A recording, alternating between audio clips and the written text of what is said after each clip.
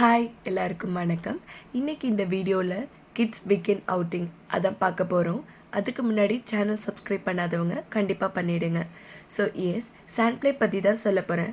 நமக்கே பார்த்திங்கன்னா பீச்சுக்கெல்லாம் போயிட்டால் மண்ணில் பார்த்தோன்னே மண்ணில் விளையாட ரொம்ப ஆசையாக இருக்கும். அப்போ கிட்ஸ்க்கு சொல்லவா வேணும்?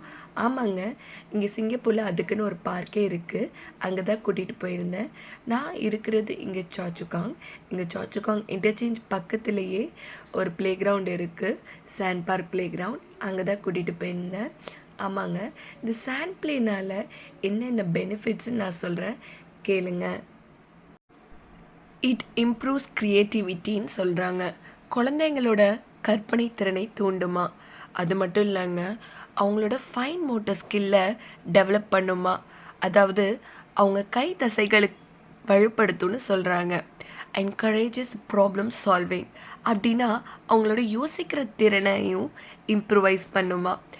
சப்போர்ட் சோஷியல் ஸ்கில், அதாவது அவங்க ஃப்ரெண்ட்ஸ் கூட அங்கே கூடி இருக்கவங்கள கூட விளையாடும்போது அவங்களுக்கு எப்படி ஷேர் பண்ணிக்கிறது, எப்படி ஒன்றா விளையாடுறதுன்றதையும் கற்றுக்குவாங்களாம்.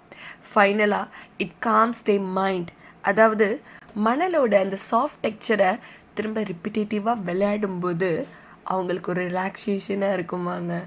இதனால் அடிக்கடி கிராங்கி ஆக மாட்டாங்களாம். அதனால் இனிமேல் உங்கள் கிட்ஸ் எல்லாம் விளையாட போனால் மண்ணில் விளையாடாத அப்படின்னு சொல்லாதீங்க. மண்ணில் விளையாடட்டும். ஒரு நாளைக்கு ஒரு 10 நிமிடங்களாவது மண்ணில் விளையாட விடுங்க. அப்படி முடியலையா வாரத்துக்கு ஒரு நாள். அவங்க அதனால் நல்லதுன்னு தான் சொல்கிறாங்க. ஸோ இந்த மாதிரி யூஸ்ஃபுல்லான வீடியோ வேணும்னா கண்டிப்பாக சேனலை சப்ஸ்கிரைப் பண்ணுங்கள், மறக்காமல் லைக் பண்ணுங்கள். See you in the next video.